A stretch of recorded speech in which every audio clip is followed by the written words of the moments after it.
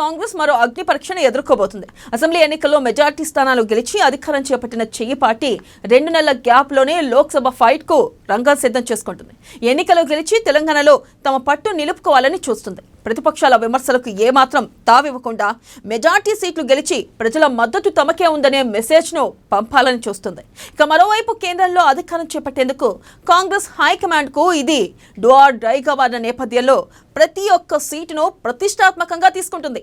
అందుకు తెలంగాణలోనే డజన్ సీట్లకు తగ్గకుండా చూస్తామని తెలంగాణ లీడర్లు అధిష్టానానికి హామీ ఇచ్చారట.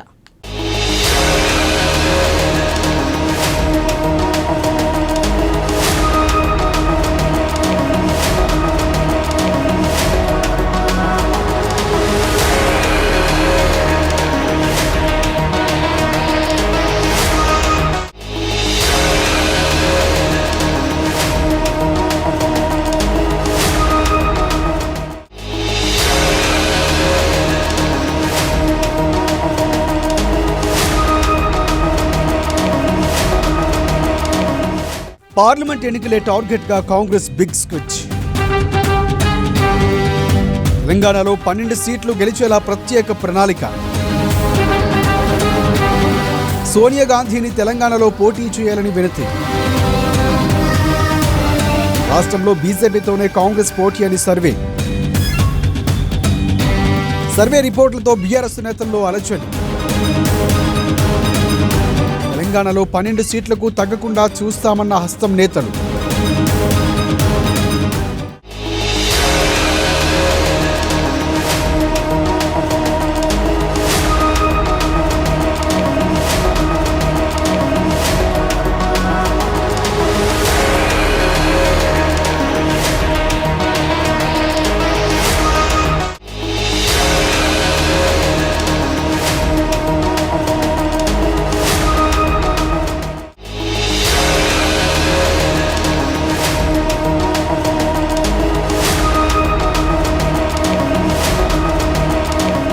కాంగ్రెస్ పార్లమెంట్ ఎన్నికల స్ట్రాటజీ తయారు చేసింది. పార్లమెంట్ ఎన్నికల్లో బీజేపీతోనే ప్రధాన పోటీ అని ఆ పార్టీ భావిస్తుంది.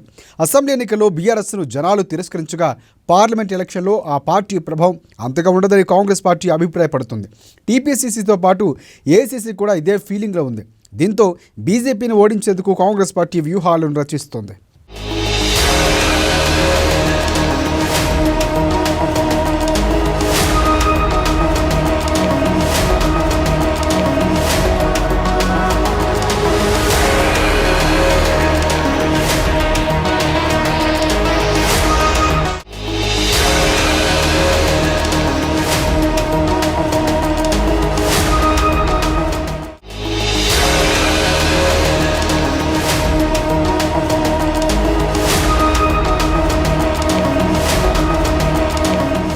రాష్ట్రంలో కాంగ్రెస్ వర్సెస్ బీజేపీగానే పోటీ ఉంటుందని కాంగ్రెస్ ఇంటర్నల్ సర్వేలో తేలిందని టాక్ వినిపిస్తోంది.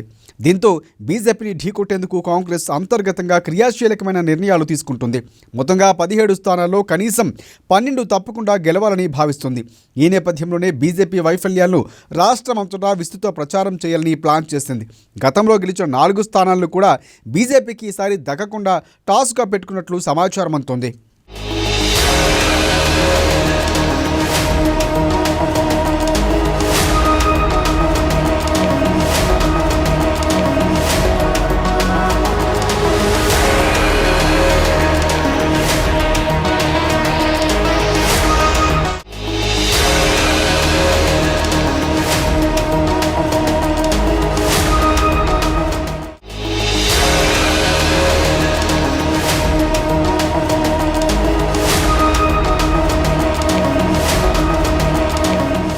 బీఆర్ఎస్ పార్టీ ఢిల్లీలో లేదు, గల్లీలో లేదు అంటూనే 10 ఏళ్ల బీజేపీ పాలన తప్పిదాలన్నీ ప్రజలకు వివరించాలని కాంగ్రెస్ భావిస్తోంది. వాటిని ఎన్నికల ప్రచారాస్త్రాలుగా మార్చుకోవాలని అనుకుంటుంది. గతంలో పీఎం మోదీ ఇచ్చిన ఏడాదికి 2 కోట్ల ఉద్యోగాల హామీతో పాటు పెట్రోల్, డీజిల్, గ్యాస్, నిత్యావసర ధరల అంశాన్ని కూడా విస్తృతంగా ప్రచారం చేయాలనుకుంటుంది కాంగ్రెస్.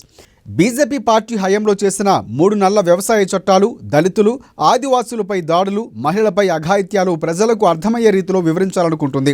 ఇంకా జీఎస్టీ, ప్రభుత్వ రంగ సంస్థల ప్రైవేటీకరణ, ఉగ్రదాడులు, ప్రశ్నించిన వారిపై ఐటీ, ఈడీ దాడుల అంశాలు కూడా మండలాల వారీగా ప్రజలకు అర్థమయ్యే రీతిలో పవర్ పాయింట్ ప్రజెంటేషన్ ఇచ్చేందుకు టీపీసీసీ నేతలు సిద్ధమవుతున్నట్లు తెలుస్తోంది.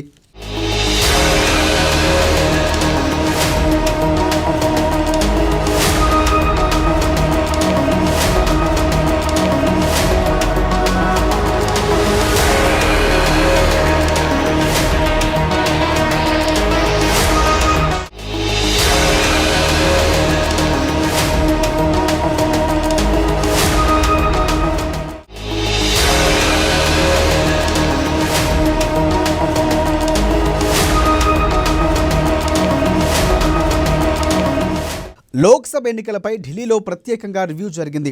ఈ మీటింగ్కు డిప్యూటీ సీఎం భట్టి విక్రమార్క, మంత్రులు జూపల్లి కృష్ణారావు, పొన్నం ప్రభాకర్, కొండా సురేఖ, సీతక్క తదితరులు హాజరయ్యారు. రాష్ట్రంలో పవర్లోకి వచ్చినట్లే దేశంలోనూ కాంగ్రెస్ ప్రభుత్వం ఏర్పడబోతుందని, అందుకు తెలంగాణ నుంచి ఎక్కువ సీట్లు గెలిచి ఇవ్వాలని కూడా ఏఐసీసీ అధ్యక్షుడు మల్లికార్జున్ ఖర్గే మంత్రులకు టార్గెట్గా ఇచ్చినట్లు తెలుస్తుంది. మొత్తానికి తెలంగాణ నుంచి 12 సీట్లకు తగ్గకుండా ఎంపీలు గెలిపించి పార్లమెంటుకు పంపిస్తామని మంత్రులంతా మల్లికార్జున్ ఖర్గేకు హామీ ఇచ్చినట్లు సమాచారం.